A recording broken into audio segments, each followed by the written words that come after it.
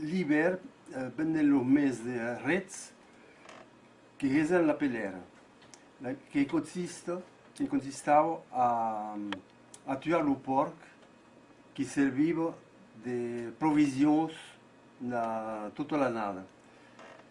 Tous les veïns que réuniven d'aïda treballaven cot de main.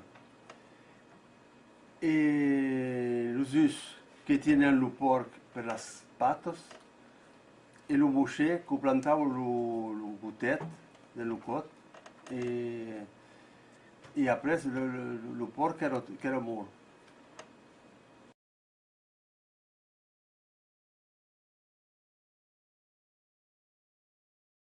Quelle joie quand maman nous disait que c'était la pelère. Parce que pour nous, c'était un jour de fête. Tous les voisins venaient. C'était la veille déjà, on commençait par faire les merveilles.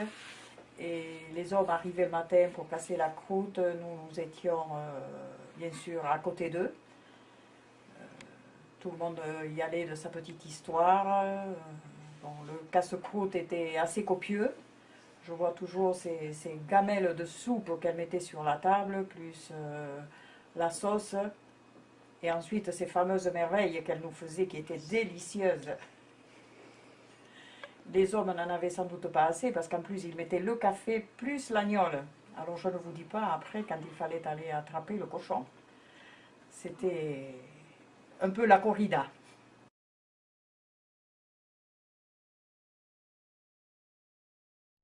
Une fois le cochon mort, il y a une dame qui est habillée avec un tablier à carreaux et puis par-dessus elle met quand même un tablier plastifié. Elle se prépare avec une bassine, elle se met sous le cou du cochon pour récupérer le sang qui est versé dans une bassine. Et elle, après ça, elle le touille avec ses mains pour ne pas qu'il coagule.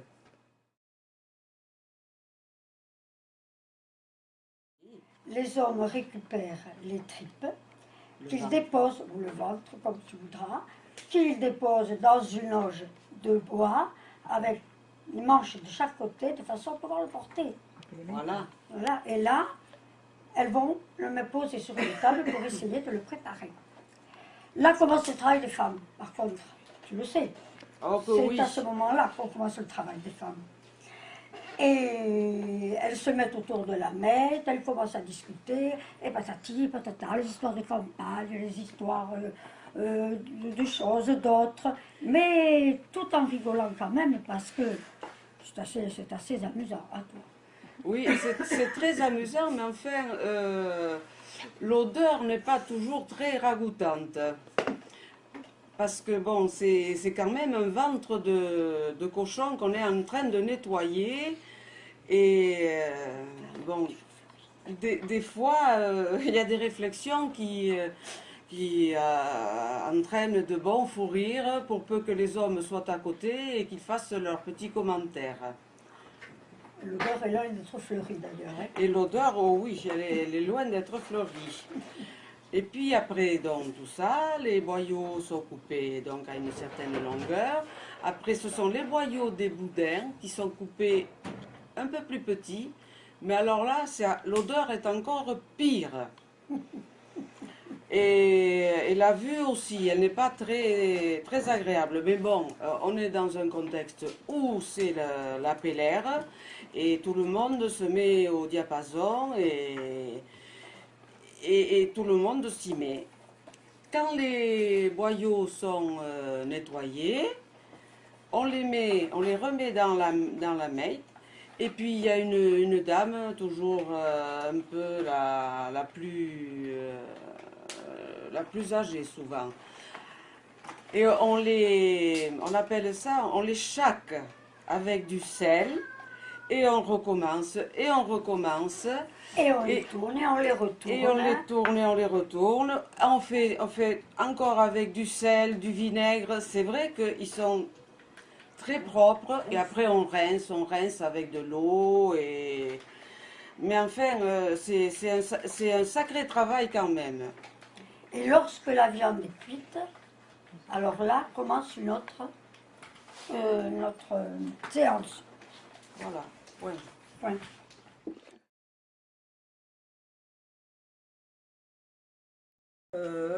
Il y a très longtemps, on cousait les boyaux.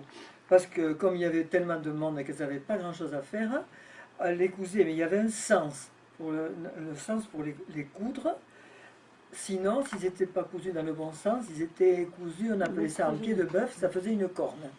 Mais depuis, on a trouvé plus rapide de les nouer.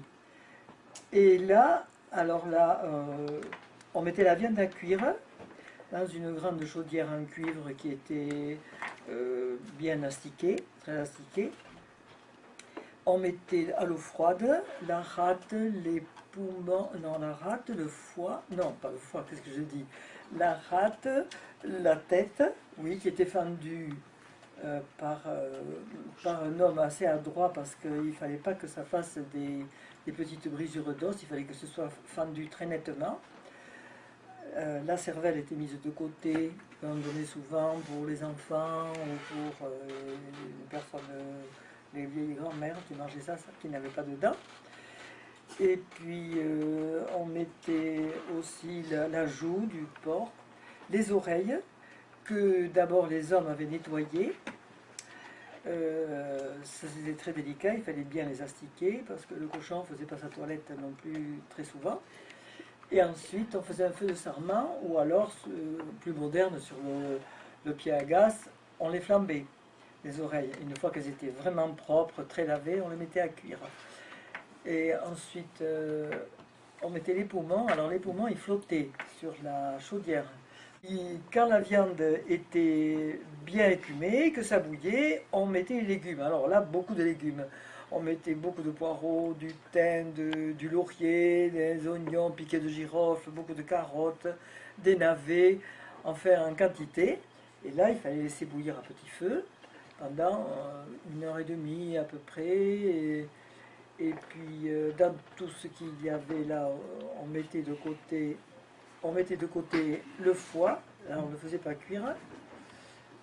Et le foie, c'était très intéressant quand il était gros parce que ça donnait le poids du pâté. Plus le foie était gros, plus il y aurait de pâté. Parce que c'était un pourcentage de gras par rapport au pâté. Voilà, puis après, quand c'était cuit, les femmes retiraient la viande et faisaient cuire les boudins. Quand la viande était cuite, elles faisaient hacher la viande, oui. On surveillait la viande pour qu'elle soit cuite à point. Parce que si elle était trop cuite, les boudins étaient embouillis. Voilà. Voilà, puis et là, alors là, il fallait la viande chaude, il fallait la couper, il fallait peler la langue, qui avait cuit, avait pelé la langue. Alors, certains la mettaient à la graisse, d'autres la mettaient au boudin. Ça, c'est le truc de chacun. Et puis, quand la viande était hachée, paraît-il que c'était mieux de la hacher à la main que de la hacher au hachoir. Maintenant, moi, je me demande si on ne faisait pas ça pour occuper les femmes, de couper à la main. C'était peut-être mieux au hachoir, je ne sais pas. Pareil, on coupait à la main, ça faisait des gros morceaux, c'était meilleur dans le boudin. Et là, la quantité de sang, c'était au goût de la maîtresse de maison, qui en mettait plus ou moins. Certains en mettaient très peu, puis après venait l'assaisonnement, alors là c'était un problème. 2 points de sel, 1 point de poivre, et puis chacun y allait de son goût, on goûtait, non c'est trop peu, et c'était vraiment très très important. Ensuite on arrêtait ça, et puis on remplissait les boyaux.